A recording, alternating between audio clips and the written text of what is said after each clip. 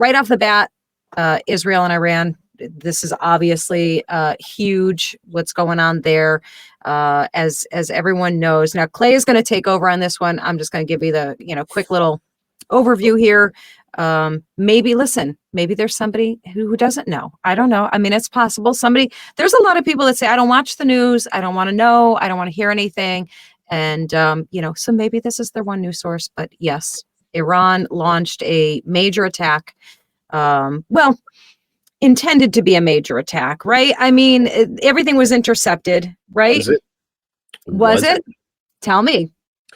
Yeah. So, I mean, you and I have been talking about this since October, right? And really everything, when I said something on the socials a couple of days ago, you and I, since the attack in October by Hamas, we've been pulling the pieces together, right? Because it's all Iran funded, and it's Hamas and Hezbollah and the Houthis, and it's everything going on in the Middle East, and Iran sits in the middle of it, and they're backing all of these organizations, these terrorist groups, and then the Israelis basically said enough's enough, outside of just dealing with Hamas, which they have been, they really said we're gonna take some action, and they killed the commander of the IRGC. Yes. Just like we did. You're right. Killed one. They killed the guy who took over for him. Yeah. Because that's the organization that funds all of these terrorist organizations. That's the, official Iranian military organization that's behind all of this. So, right. They called in for an airstrike in Syria and killed this guy at an Iranian consulate. We talked about that a couple of weeks ago. And so now this is the Iranian response. And it happened, I guess here in the United States, it happened on Saturday daytime, which means it was Saturday evening. Right. Which Saturday's the holy day in Israel. Which, it's interesting that they chose to wait until Saturday night instead of doing it Friday night when, the Israelis would have been celebrating the Sabbath. Right. Why do you think they held off like that? I'm not positive, to be honest with you. Part of it is like the holy day for Muslims is Friday, and the holy day for Jews is Saturday, and the holy day for Christians is Sunday. So I don't know if that played into it or not, but they did do it Saturday, what would have been Saturday night in Israel, and they launched hundreds of these suicide drones. And some, there was some really bad reporting by all the news agencies because there was, they've launched all these drones, and then they've launched cruise missiles. No, they haven't launched cruise missiles. No, wait, they have. No, wait, no. Now it's ballistic missiles, which are different things, and then it was, now Hezbollah is getting involved in their fire and artillery from Lebanon and, all kinds of stuff. And, everybody in the region kind of paused to see what was going to happen, because this was, the flight time for the drones is long. It was like 12. Is it like 12 hours or something? It was a long time. Radar picked them up right away. Everybody knew they were coming. The Iron Dome got fired up. They had to cross over Iraqi/Jordanian airspace, which we are in Iraq. The United States are still in much smaller numbers, obviously. And then the Jordanians don't put up with any of this stuff. Like they have been allies. We worked with them even in the earliest days of Afghanistan. The Jordanians were pitching in for a Muslim, kingdom nation. They have always been opposed to, the anti-West sentiment and have always pitched in. So they certainly were not going to tolerate this stuff, violating their own sovereign airspace. They were not messing around. So they, Jordan shut down their airspace and allowed the Israelis full access, fly through if you need to, do what you have to do. And then they started shooting down drones. And then the U.S. started shooting down drones. And then anything that got through that, which was a lot, hit the Iron Dome. And truthfully, I think the kill rate was like 99 point something %. They destroyed almost every single thing that came into, that even made it to the Israeli airspace. I think one or two, maybe three, very small numbers got through. So totally ineffective. Right. Totally. So that's kind of the nuts and bolts of the attack. Now, what preceded it was evidently us, the Turks, and I think somebody else. The intelligence apparatus told us that this was coming. Right. Which that's what drove President Biden to make the don't statement, which was yes. If nobody knows, if nobody, if somebody, not nobody, if somebody has not seen that, of course we have that bold, strong statement from our leader. Ready for it? Here it is. Right now. Mr. President, what is your message to Iran in this moment? Don't. Can we just make a comparison? I have a comparison for you. Have at it.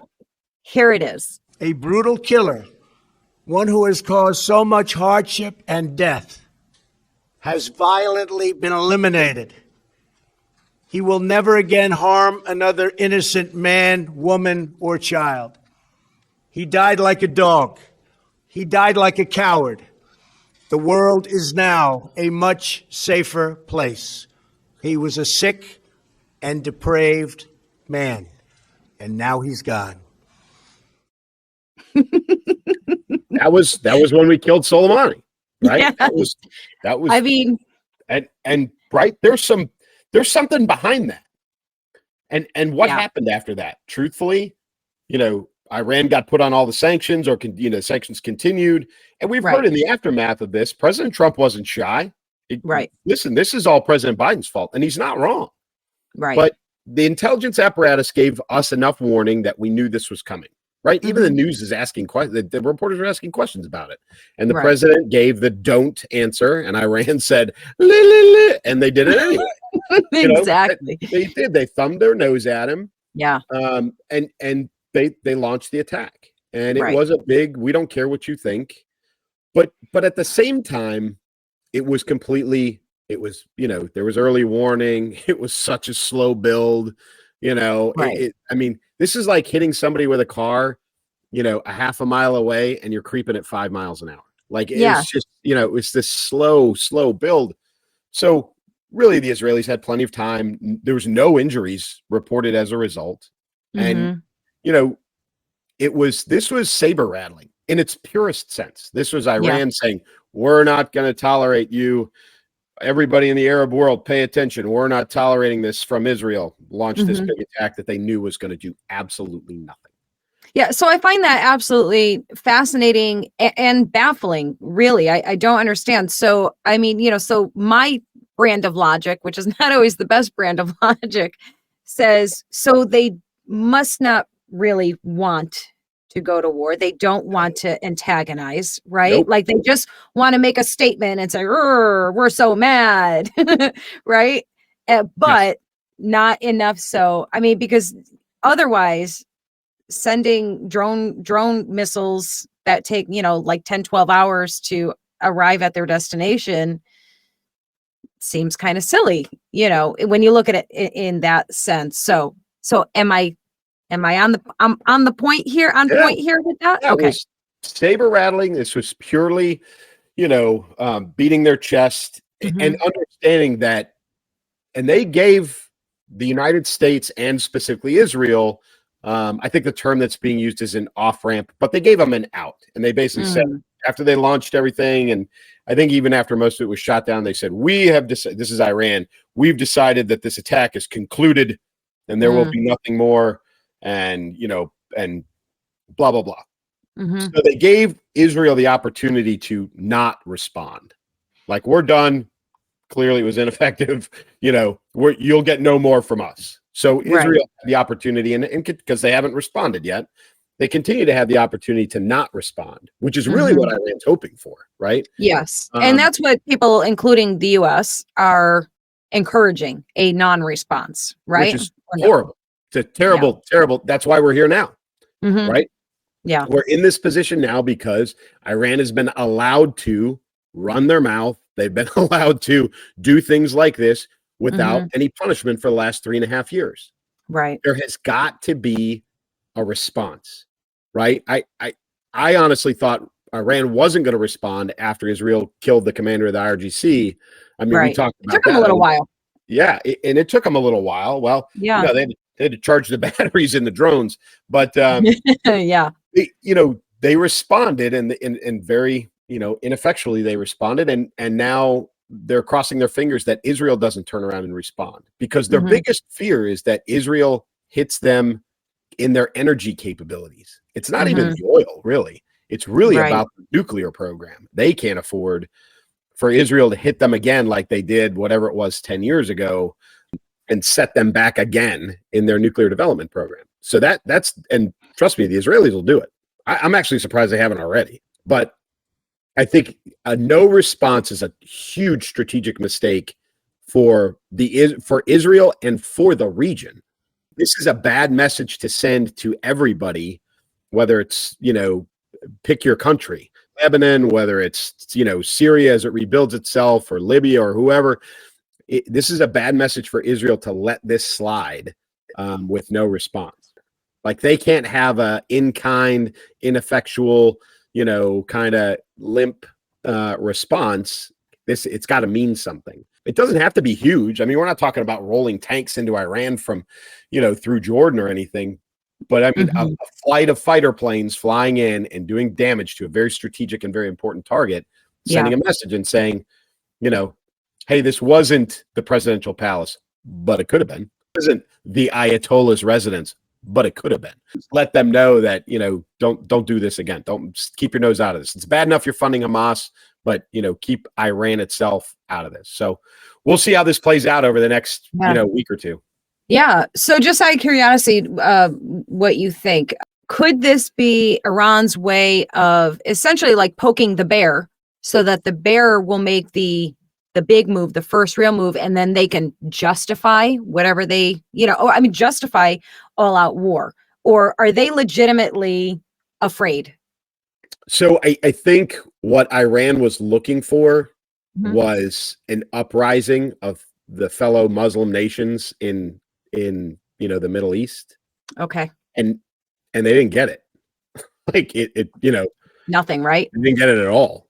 So you're never gonna, I think the bridges that were being built by President Trump are standing pretty well.